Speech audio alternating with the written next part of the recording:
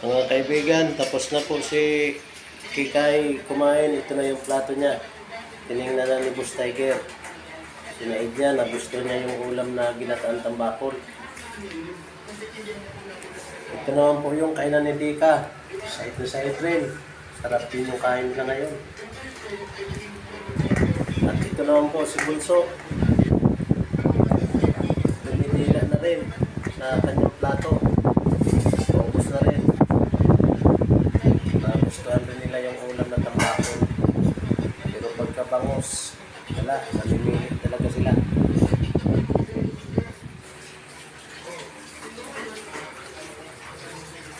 Ito na si Kikay, kinulang pa, inirit pa yung tira ng pusa. Oo, inagawang ka, Boss Tiger? Ha? Inagawang ka? Sagot. Nagawang ka? Ano item? Ha? Kumusta? Pakurap-kurap ka pa?